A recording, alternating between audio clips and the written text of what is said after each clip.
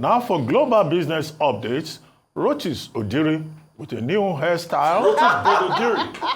On his return from Morocco, joins us. Good morning, Dr. Abati. I see you are in the December mood. Very December mood. December. Good morning, Ayo. Good morning, Rotus. Rufa. No, you can't get away very quickly. You went to Morocco. We saw you all the time. This is the first time I've seen you in weeks in my the studio. goodness. Yeah. And you come with a new hairstyle. It was inspired by the North Africans. Yeah, Casablanca was a lovely city. And shout out to Arise for going to cover all these things around the world and giving us the opportunity did you meet a Moroccan bride?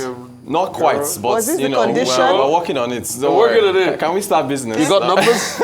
Let's start You got now. stories to tell? Let's start with what to watch this week. Okay. The S&P Global is going to bring us the US PMI later today, Purchasing Managers Index on the private sector of manufacturing.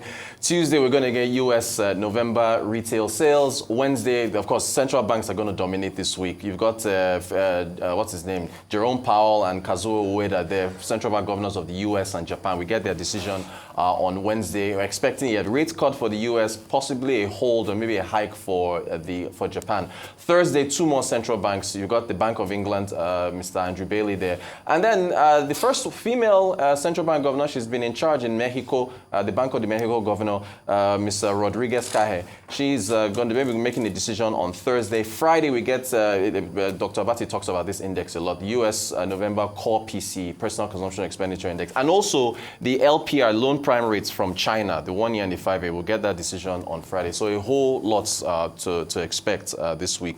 Over to oil prices. Of course, oil prices have been very much making the news. Front page of today's This Day newspaper, Nigeria's newspaper of record, Vice President Kashim Shettima of Nigeria inaugurating that Oriental Energy Solutions FPSO in Dubai. You've got West Texas Intermediate at $70.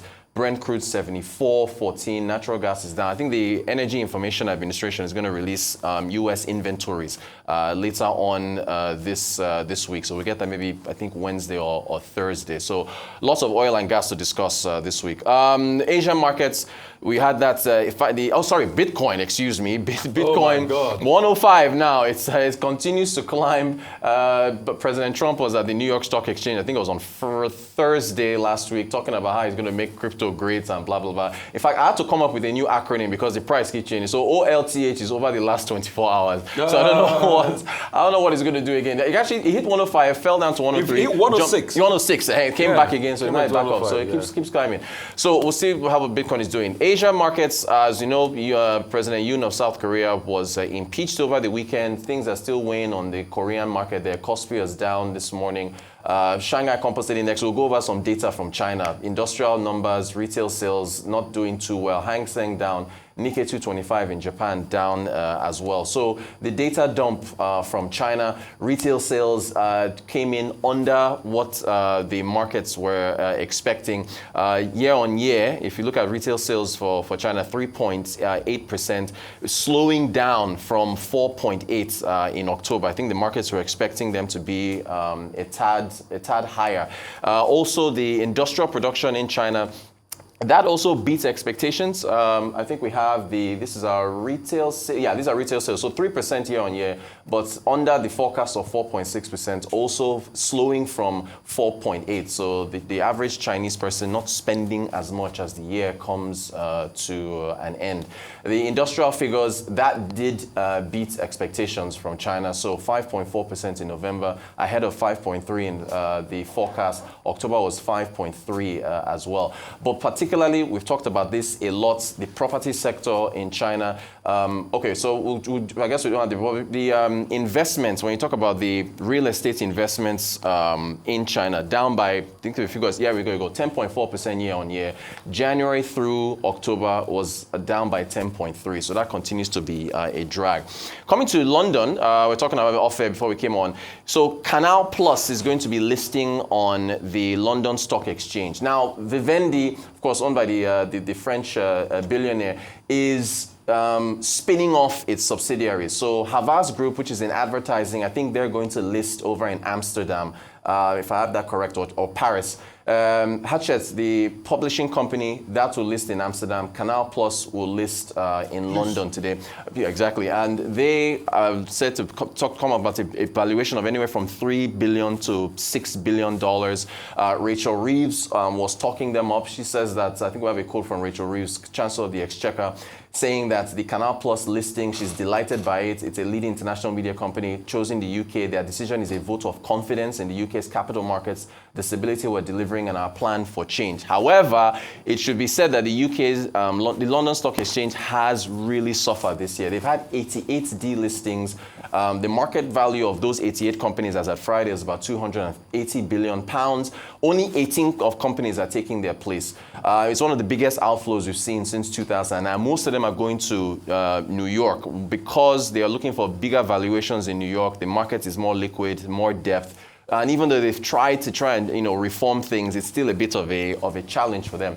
And then Ayo mentioned December. Looking at Nigeria, there's a lot of, I thought something very interesting I noticed with the performances that are going to be taking place this December in terms of ticket prices and whether or not you're putting together enough artists to give a ticket buyer more choices for what they are purchasing. So I was looking at a number of them. I think that was Wizkid, of course, when he performed at the Arise Fashion Week, and of course Arya Starr performing with U3 last Christmas. But if you look at, so what I noticed is this. So Arya Starr, Davido, and Olamide are going to be performing later, I think it's this week or next week. So you pay, I'm sorry, I don't want our sales team to give me an invoice, so I can't tell you where they're performing, you have to find that out. But 120,000 minimum to get just the three of them together, right? You're laughing. To get all the three, you're about to say it. So, but Rema, if we go to Rema, Joe Boy, and Charlie Poppy, right? Each of them, Rema's show is on his own. It's 50,000 at a minimum. Joe Boy is 30, Charlie Poppy is 20. If as a ticket buyer, you want to see Arya Starr, Davido, Olamide, and Rema, you're looking at 170,000. If you add Charlie Poppy in there, you're spending over 200,000. And that is just on tickets alone. The second point to make is that you're talking about bigging up Lagos instead of Casablanca.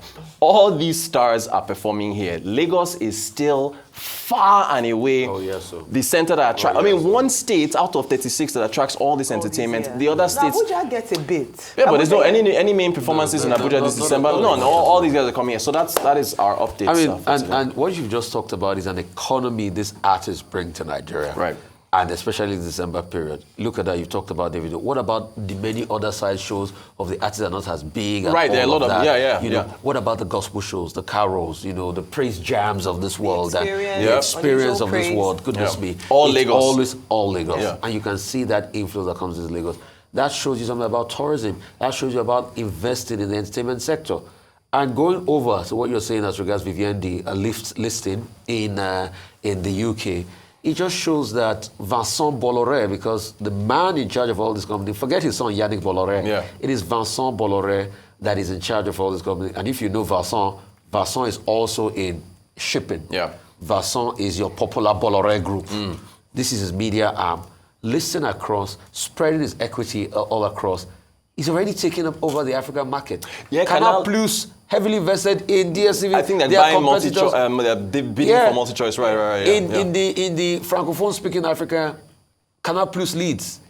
And now their competitor in Anglophone speaking Africa, DSTV, they're cannibalizing DSTV, they're buying part of them. In fact, they have major shares in DSTV. So it shows you to a large extent that Vincent Bolloré is taking over the media landscape here, even in publishing, and even with Havas. Havas is media, what's it called? Is media advertising and all of that. Havas is doing all the great work for many countries. Thank you for mentioning that. They're even launching a streaming service to compete with Netflix and so on, HBO and so on. Because they have tons and tons of content. And apart from that, they're also doing well in their native country. The Fox News of France is a TV station called C News. Guess what C News did? C News was the TV station that produced Eric Zemmour. Eric Zemmour that ran for president, the right-wing guy. He used to be an analyst on C News. So you can see the influence these guys have. Just like Trump picking that's just it. from Fox News for his thing. I think you can read through the lines, all the lessons I've told today. Of course. Influence, media, capacity, there's a lot we can do with media groups. We can open up this horizon to a great extent, and also with entertainment. So I'm interested in Detty December. Of course. I say this because I don't think we tap into, and I'm glad that you're putting figures to the event and the economy, like you mentioned, that this creates for Nigeria, and the tourism opportunity. Yeah. When you were speaking earlier, I was saying that, rather than showcasing, I don't think you showcased Nigeria, not even just Lagos, Nigeria as a tourism hub, as much as, Casablanca, as you did with Casablanca. But the truth is that, we've often said that there are potentials. Forget the fact that, you say, the security etc. But there are all these countries that have security challenges as well. But they are still able to attract significant revenue through tourism, especially December. We should make it into a thing where people actually, from the 1st of December, and I'm glad you mentioned, because now even the gospel scene, the experience has become such a big global event that people from around the world actually arrange their calendar. Festival of Champions. So there's one in Warri, Festival of Champions. It's big. Unusual praise. So I think they've done that one already. It's also big, and to see it growing each year, and the potential, the economy that it creates for Nigeria is immense. But beyond that, the BBC did a report on the cost of Christmas dinners.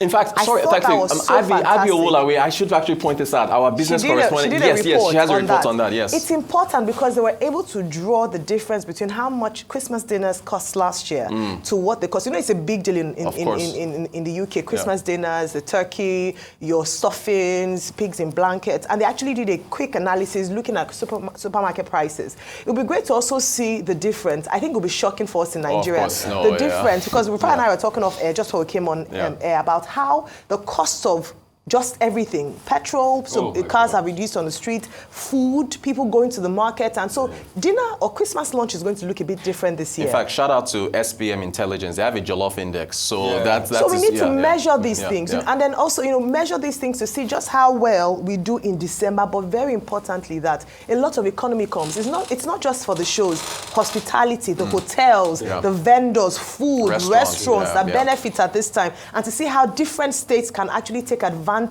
of Detty December, not just seen as a party scene, but also a great economic revenue opportunity.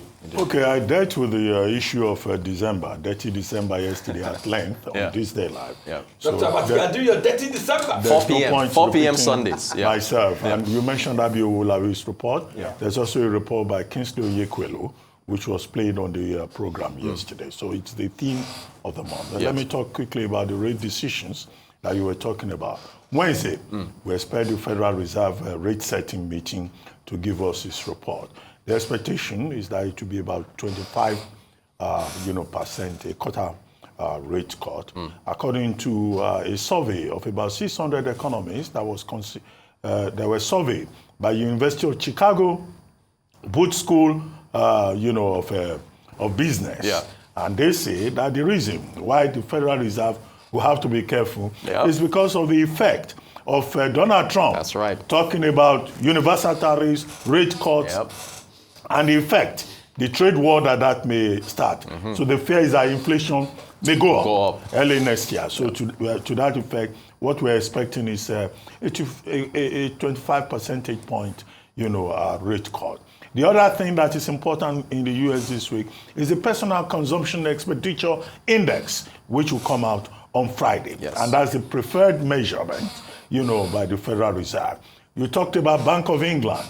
Well, in November, the Bank of England, did a 25 percentage point cut, bringing the benchmark rate to 4.7%. But at that time, Bailey had even pointed out that, look, they will take a gradual approach to easing, because inflation now is about 2.3%, and there's need to still pull it back down to that 20%. You talked about China.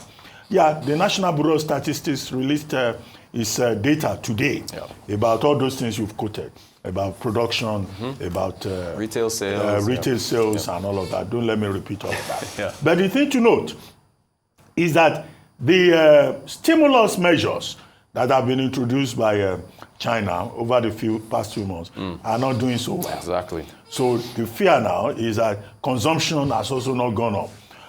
Exports rose a little by some marginal percentage. So the fear now is what will happen next year.